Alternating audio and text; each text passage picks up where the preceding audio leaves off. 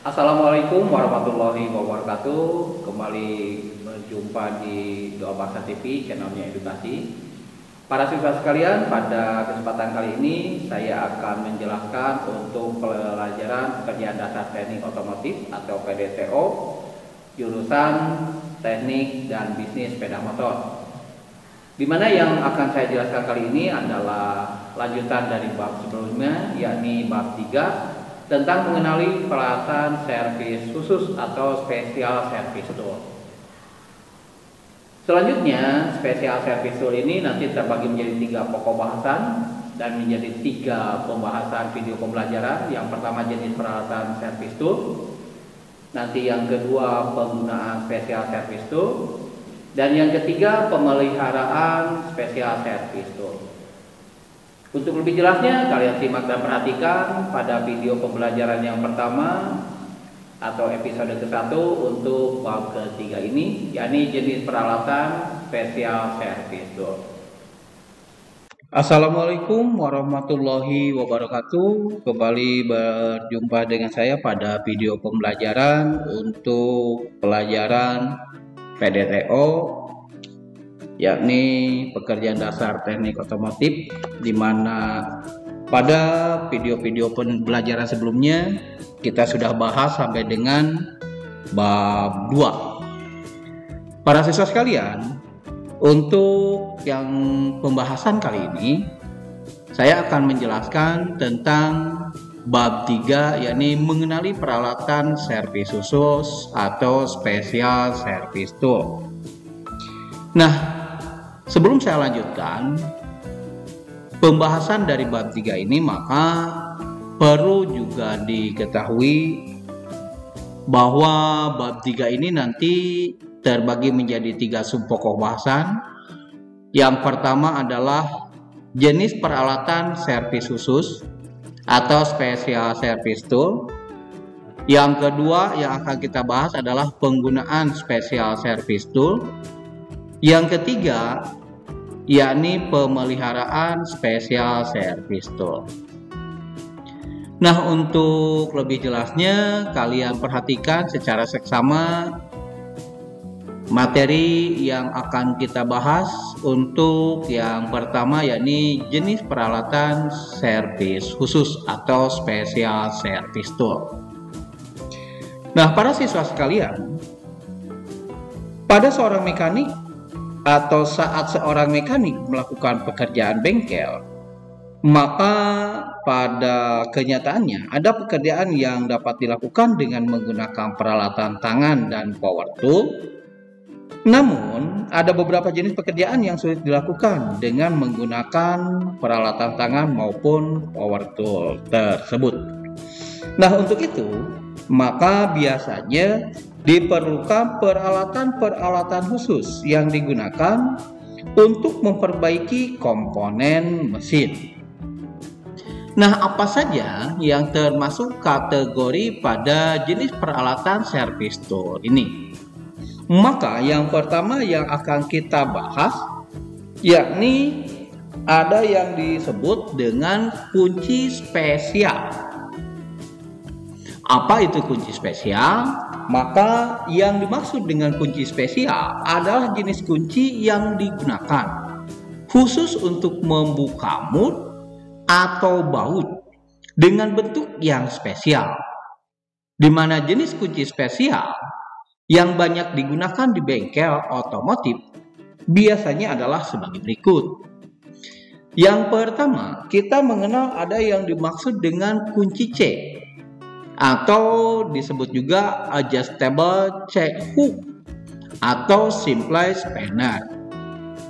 Nah, bentuknya seperti kalian lihat pada gambar, yakni jenis kunci ini bentuknya seperti huruf C yang digunakan untuk melepas dan memasang spanner nut, cylinder rod head, sprocket retaining nut, dan sebagainya. Nah, yang kedua yang akan kita bahas adalah kunci pipa atau pipe wrench. Seperti kalian lihat pada gambar, beberapa jenis ukuran five range ini seperti yang terlihat di gambar. Di mana yang dikatakan five range atau jenis kunci yang digunakan untuk mengencangkan dan mengendorkan baut pada sambungan pipa, baik itu di kapal, pompa air maupun alat berat lainnya, dengan menggunakan rahang yang bergerigi serta dapat diatur lebarnya.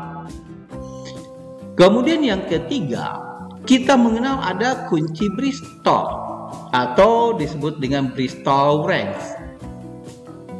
Nah, bentuknya seperti yang terlihat pada gambar, di mana nanti jenis kunci ini digunakan untuk membuka atau mengencangkan skrup kepala soket dalam. Berikutnya yang keempat, kita mengenal kunci bintang atau torch, atau sering disebut juga torch wrench, atau juga sering dikatakan start key wrench, di mana bentuknya menyerupai bintang. Kunci bintang atau torch digunakan untuk mengendorkan dan memasang skrup pada kepala soket internal. Selanjutnya yang kelima, kita mengenal ada kunci snake atau disebut die stock wrench. Bentuknya ada yang tangkai tab ini bentuk T, ada yang juga tangkainya tab lurus. Di mana yang disebut dengan kunci snake atau die stock wrench merupakan kunci ganda yang digunakan memasang dan melepas snake pada pemegangnya pada saat membuat ulir dalam. Seperti diketahui bahwa untuk membuat ulir ini pada pekerjaan kerja bangku ada ulir luar, ada ulir dalam. Maka nanti ada dua jenis bentuk pemegangnya. Nah, kalau die stock wrench ini digunakan untuk menjepit ketika kita akan membuat ulir dalam. Sementara nanti untuk membuat ulir luar, kita tahu nanti ada bentuk yang lain, ya. Nah, nomor 6, kunci saringan oli atau oil filter wrench, di mana nanti bentuknya ini ada beberapa jenis yang biasa digunakan, di mana yang saya berikan dalam contoh ini sampelnya ada dua bentuknya, yang tang dengan yang tali atau belt. Kunci ini biasanya digunakan untuk membuka silinder saringan oli. Bentuknya ada yang seperti kunci pas dan soket bertali. Kemudian yang selanjutnya, yang ketujuh, kita mengenal ada istilah kunci dog bone wrench, atau istilahnya kita dapat dikatakan dog bone wrench karena bentuknya seperti tulang yang biasanya digigit oleh binatang anjing, ya. Maka dikatakan ini dog bone wrench. Nah, dog bone wrench ini yakni merupakan gabungan dari kunci soket yang berbentuk seperti tulang yang digunakan untuk perbaikan sepeda motor dan tersedia dalam berbagai ukuran. Selanjutnya yang ke-8, kita mengenal ada kunci nipple atau istilahnya flare nut wrench. Nah, seperti pada gambar, kunci flare nut atau kunci nipple ini atau flare nut wrench ini, kalian lihat nanti di gambar ini digunakan yakni untuk mengencangkan dan mengendorkan baut ketika kita akan melakukan pembuangan udara yang ada pada saat kita melakukan bleeding atau yang terjadi pada saluran pengereman. Maka udara ini harus dikeluarkan dengan cara proses bleeding. Nah, maka alatnya menggunakan kunci nipple. Ya, ini alat atau kunci yang digunakan untuk mengencangkan dan mengendorkan baut pembuangan udara pada saat bleeding atau pembuangan udara yang terdapat pada saluran pengereman. Berikutnya para siswa sekalian, yang ke-9 ada kunci rantai atau yang disebut dengan chain whip ring. Nah, kunci rantai seperti yang kalian lihat pada gambar, maka gunanya kunci ini yakni untuk mengencangkan gigi sprocket sistem penggerak rantai. Biasanya digunakan untuk menyetel gigi pada rantai sepeda motor apabila terlalu longgar atau lembek atau juga terlalu kencang ya, sehingga nanti bisa ditambah atau dikurangi rantainya. Berikutnya yang akan kita bahas ini adalah nomor 2. Kalau tadi yang pertama kunci spesial atau kunci khusus yang digunakan untuk jenis-jenis mur atau baut yang khusus. Yang kedua ini adalah yang disebut dengan guide tool. Nah, apa itu guide tool?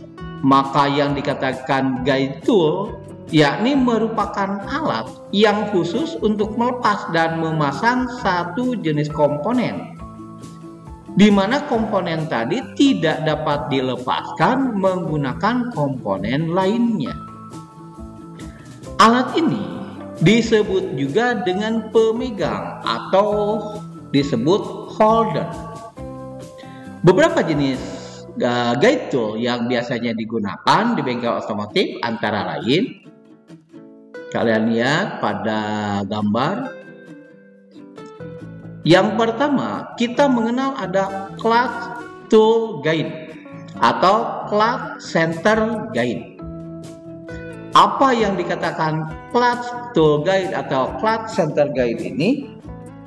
Maka kita lihat penjelasannya bahwa yang dikatakan clutch tool guide yakni alat yang digunakan untuk memasang kopling agar posisi plat kopling tetap lurus pada saat dipasang.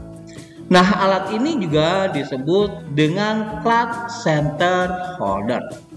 Kalian bisa perhatikan di sini yang SST ini atau istilahnya special service tool ini adalah yang tengah ini ya, sebagai pemandu untuk memasangkan bagian-bagian kopling supaya pas dengan flywheel ya. Jadi pasangkan dulu special service toolnya seperti ini ya.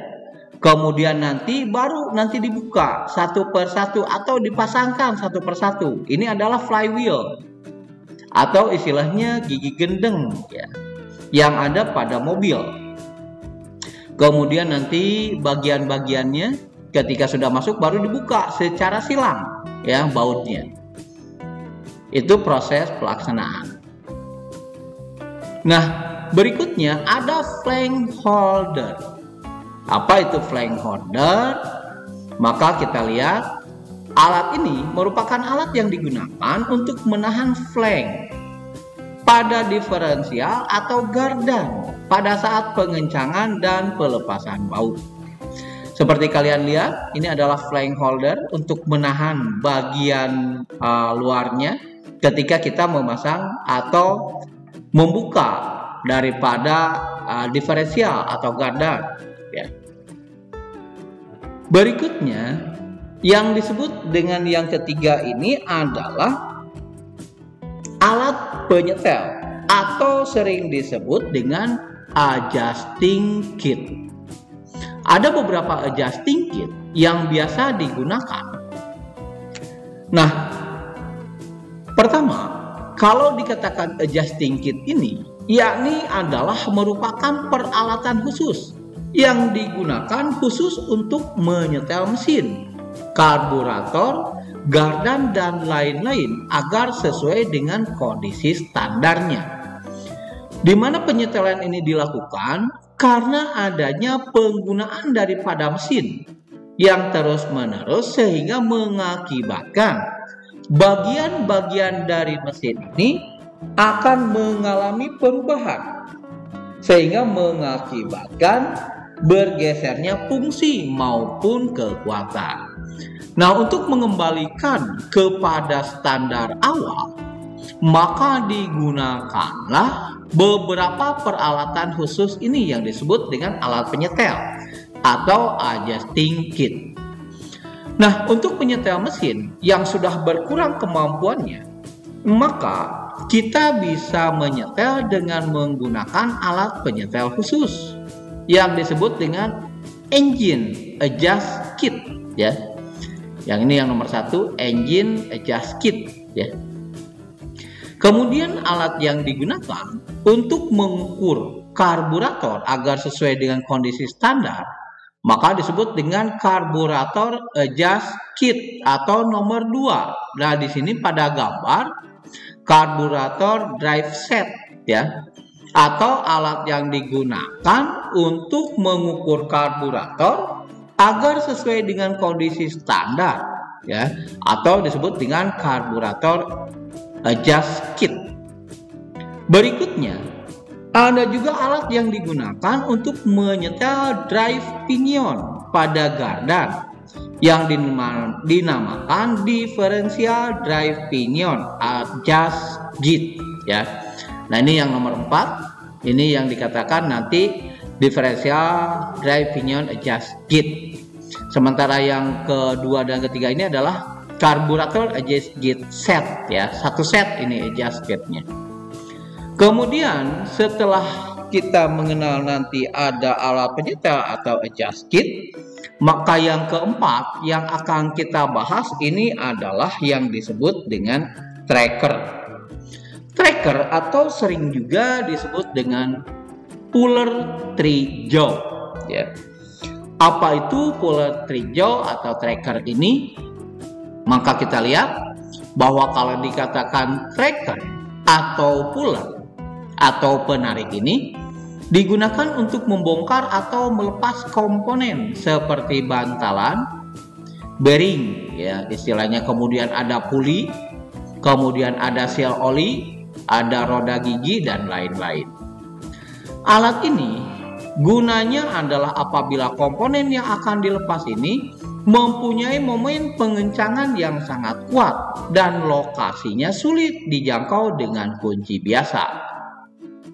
Nah, ada dua jenis tracker, yakni tracker yang 2 kaki dan tracker 3 kaki. Nah, ini yang disebut kaki ini adalah lengan, ini pengaitnya atau untuk pengangkatnya. Ada yang 2, ada juga yang 3 seperti ini, tergantung nanti apa yang akan digunakannya atau untuk apa penggunaannya. Kemudian yang berikutnya, ada beberapa jenis puller yang biasanya digunakan di bengkel otomotif. Biasanya yang pertama yang sering digunakan ini adalah puller steering wheel, di mana puller steering wheel ini digunakan untuk melepas roda kemudi pada saat penyetelan sistem kemudi seperti ini. Nah, di mana nanti untuk menarik kemudi ini tidak langsung ditarik, tetapi supaya tidak merusak bagian daripada sistem kemudi, maka digunakanlah yang dikatakan puller steering wheel. Bagian-bagiannya bisa dilihat. Di sini ada puller leg atau lengan daripada penarik. Kemudian ini yang dikatakan T bar, ya, atau bentuk penguat nanti yang akan berbentuk T, karena nanti ada center bolt ini. Ini adalah bautnya, baut yang nanti digunakan pada bagian lubang yang ada pada T bar. Sedangkan nanti puller leg yang kedua itu berada di sebelah kiri atau kanan. Kemudian ini adalah screw pad, ya, yang ada nanti menekan pada posisi tengah atau center, sehingga ketika sudah pas penggunaannya, maka nanti center bolt ini atau pusat senternya, baut pusat ini, dia akan menekan ke pusat, kemudian dia akan menarik bagian yang nanti wheel atau kemudi ini secara langsung, ya, sehingga aman terhadap barang atau tidak akan rusak. Yang kedua, kita mengenal ada puller pitman arc, ya. Lihat pada gambar, alat ini fungsinya digunakan untuk melepas lengan pitman pada saat perbaikan sistem kemudi. Yang ketiga, ada puller tie rod, ya. Tie rod posisinya kalau dalam gambar seperti ini, kalian lihat, ini adalah tie rod, ini drive shaft, ini caliper rem, kemudian ini ball joint, ini arm atau lengannya. Nah, puller tie rod yakni alat yang digunakan untuk melepas tie rod pada sistem kemudi. Nah ini, ya, tie rod yang ada di situ. Berikutnya, kita mengenal ada puller steering shaft. Nah, puller steering shaft ini yakni alat yang digunakan untuk melepas poros kemudi atau steering shaft pada sistem kemudi. Ini yang dikatakan steering shaft, ya, atau poros kemudi, ya, pada sistem kemudi secara keseluruhan. Kemudian nanti kita mengenal ada puller bearing atau penarik bearing, ya, atau bantalan, ya. Nah, maka yang dimaksud dengan puller bearing yakni alat yang digunakan untuk melepas bantalan atau istilahnya bearing pada roda gigi dan seal oli pada kendaraan, di mana bentuknya yang biasa digunakan seperti ini. Ini adalah untuk lengan yang nanti mencapit ke bagian dalam. Ya, ada 3 lengannya. Ini adalah penahannya. Nanti ini ketika ini diputar maka dia akan menarik, seolah menarik lengan untuk bergerak ke atas. Secara otomatis maka bearing juga akan tertarik secara aman. Nah, para siswa sekalian, untuk yang selanjutnya, yang kelima ini, yakni adalah alat pelepas dan pemasang khusus. Nah, alat pelepas dan pemasang khusus biasanya digunakan pada komponen yang mempunyai tekanan tinggi seperti torak, pegas, katup, dan lain-lain. Ada beberapa jenis alat khusus yang digunakan untuk melepas dan pemasang khusus ini, yaitu yang pertama kita mengenal ada valve spring kompresor. Ini adalah valve spring kompresor. Apa itu valve spring kompresor?